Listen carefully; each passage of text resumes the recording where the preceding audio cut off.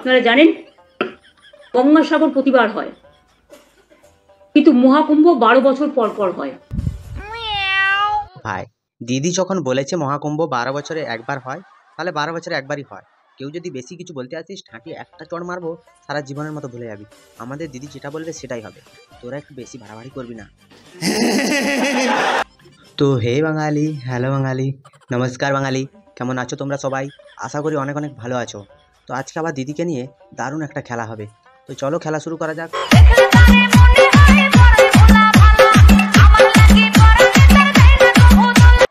যেমন জগন্নাথ দেবের পুরীর মন্দিরে যে নিম কাঠের ঠাকুর হয়, তাদের অনেক নিয়ম কানুন আছে। তুমি তো জগন্নাথ মন্দির নিয়ে কিছু বলোই না দিদি, কারণ এটা তোমার মুখে শোভা পায় না। ওখানকার পুরোহিত যে তোমাকে ঢুকতে দেয়নি, তুমি আবার সেই জগন্নাথ দেবকে নিয়ে বলছো। সেখানকার ঠাকুরই চায় না যে তুমি সেই মন্দিরে ঢোকো, তাই প্রবলেম। এবং আমি যতদূর জানি, এটা হতে পারে, আমি সম্ভবত বলছি, 12 বছর পর পর সে নিম কাঠের মূর্তি চেঞ্জ করে পুরীর সিস্টেম অনুযায়ী। দৈত্যপতি এক একটা জায়গায় এক এক রকম নিয়ম আছে। দেখো, যদি তোমার বলার ইচ্ছা থাকে তাহলে তুমি একটু জেনে বুঝে বলো, সম্ভবত, হবে, হয়তো, এগুলো প্রেসের সামনে বলতে নেই দিদি। আবার সেই ট্রোল হবে, তোমার রাগ হবে, তুমি আমাদের উপরে খেপে যাবে, আবার লক্ষ্মী ভান্ডারের টাকা কমিয়ে দেবে। এটা করো না দিদি, তাহলে আমার বাবার মদ খাওয়া বন্ধ হয়ে যাবে। 2014তেও হয়েছে, আমি যতটুকু শুনেছি। আমার যদি ভ্রান্তি থাকে তাহলে আপনারা আমাকে সংশোধন করে দেবেন। হ্যাঁ, দিদি গেছিল পুণ্য স্নান করতে 2014 সালে, তো সেখানটায় হয়েছিল। আর কেউ জানে না, দিদিই জানে ওটা মহাকুম্ভ হয়েছিল। দিদি পুরো ভালো করেই জানে, দিদির বইতে লেখা আছে। ওই বইটা খুঁজে পাওয়া যায়নি, পৃষ্ঠাটা ছেঁড়া ছিল সেই জন্য।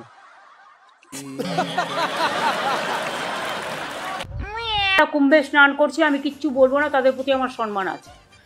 আমি কিন্তু কুম্ভ স্নান নিয়ে একটি কথাও বলিনি। দেখো দিদি, তুমি কেন কুম্ভ নিয়ে কিছু বলতে যাবে? কারণ কুম্ভ নিয়ে কিছু বলতে গেলে সেই রকম লেভেলের মানসিকতা দরকার। আর তো কদিন পরে তুমি রোজা রাখবে, তুমি ইফতারের পার্টিতে যাবে, হলে তো 26-এ ভোটটাই মিলবে না দিদি। তো সেই যখন পার্টিতে যাবে, তখন কুম্ভ নিয়ে কিছু বললে আবার যদি হিন্দুরা খেপে যায়, হিন্দুরা খেপলে মুসলিমদের একটু ভালো হবে, মুসলিমদের প্রতি ভালোবাসা বেড়ে যাবে। আবার মুসলিমরা খেপলে তারপর আবার হিন্দুদের প্রতি ভালোবাসা বেড়ে যাবে। এই হিন্দু মুসলিম মারিয়েই তো তোমরা ভোটটা নিয়ে পুরো ভরে দিচ্ছ। ভাই, কে কোথায় যাবে, কোথায় স্নান করবে, কোথায় খাবে, কোথায় কি করবে, সেটা তার নিজস্ব ব্যাপার। একদম দিদি, এটা তুমি একদম সত্যি কথা বলেছো। কে কোথায় যাবে সেটা তার ব্যাপার। এখন তুমি যদি কারুর এখানে ওখানে যাওয়া নিয়ে বাই চান্স বলে দাও, তো তুমি যখন ইফতারের পার্টিতে যাবে, যখন ক্যামেরা নিয়ে গিয়ে ফটো তুলবে, দিয়ে দেখাবে, তখন যদি কেউ বলে দেয় যে মমতা ব্যানার্জি ব্রাহ্মণ ঘরে মেয়ে হয়ে কেন ইফতারের পার্টিতে গেছে, তাই তুমি আগে থেকে স্যারেন্ডার হয়ে গেলে যে কে কোথায় যাবে না যাবে সেটা তার নিজস্ব ব্যাপার। তাও সত্য। ছুঁচ বলে চালুনকে তোর পেছনে কেন এত ছাঁদা, আর নিজের মধ্যে যে এত বড় একটা ছাঁদা আছে সেটা সে দেখেনি। এটাই হচ্ছে পশ্চিমবঙ্গের পরিস্থিতি। এর উপরে দোষ দিচ্ছে, সে তার উপরে দোষ দিচ্ছে, কিন্তু দুজনের পেছনেই ফুটো আছে। আর এই ফুটো জাম করতে কেউ একজন আসবে একদিন। ধর্ম যার যার আপনার, যে যেটা বিশ্বাস করে সেটা করবে, কিন্তু আমরা যতদূর জানি পুণ্য স্নান যেটা হয় প্রতিবার গঙ্গাসাগরে হয় বলে আমরা জানি। হ্যাঁ, যে যেটা বিশ্বাস করে সেটা করুক। যেরকম দিদি সনাতন ধর্মে বিশ্বাস করে না, দিদি হচ্ছে মুসলিম ধর্মে বেশি বিশ্বাসী, কারণ কুম্ভ নিয়ে কথা বলেছে তো। আর ইফতার নিয়ে তারা কথা বলতে পারে না। ইফতারটা কেন করে দিদি, আমাদেরকে একটু ভালো করে বুঝিয়ে দেবে? তুমি তো আবার ওই ধর্মের সম্পর্কে একটু বেশি জ্ঞান। তাই 144 বছর পরে আবার কুম্ভ হবে, বা 144 বছর আগে এটা হয়েছে, আমি একটু অজ্ঞ আছি এ ব্যাপারে। যদি কেউ বিশিষ্ট মানুষ থাকেন, আমি তাদের কাছে অনুরোধ করব যে আপনারা একটু গবেষণা করে আমাদের জানাবেন। দেখো দিদি, এটা হচ্ছে সাধারণ একটা বেসিক নলেজ, যেই নলেজটা তোমার মধ্যে এতটুকুও নেই। কুম্ভ আর মহাকুম্ভ, এই দুটোর মধ্যে আকাশ পাতাল পার্থক্য আছে।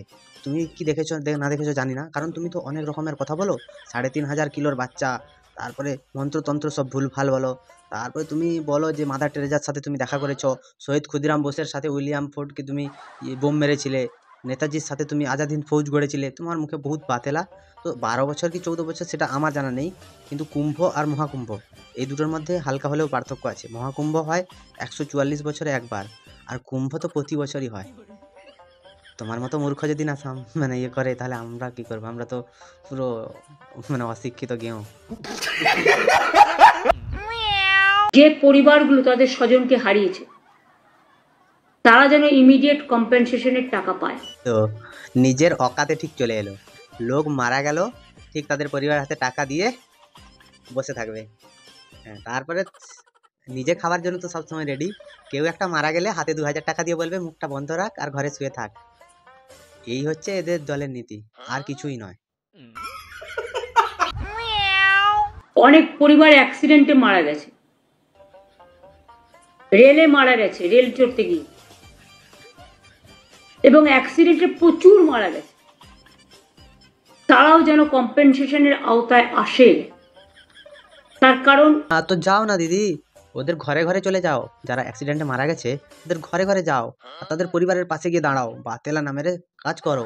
যদি এত করার ইচ্ছে করো। আমি যদি কোনো বিয়ে বাড়ির ব্যবস্থা করি, আমাকে দেখতে হবে খাবার দাবার দায়িত্বটাও আমাকে একটু এক্সট্রা রাখতে হয়। তো দিদি, এখানটায় আমার একটা কথা বলার আছে, যে রাজ্যে যে এত বড় বড় যে বোমের কারখানাগুলোয় যে বিস্ফোরণ হচ্ছে, তুমি তাদের পরিবারকে কত টাকা করে দিয়েছো কম্পেনসেশন? তো সেটাই বলছি, যারা যারা বোম কারখানা করছে তারা নিশ্চয়ই তোমাদের পারমিশন নিয়েই করছে।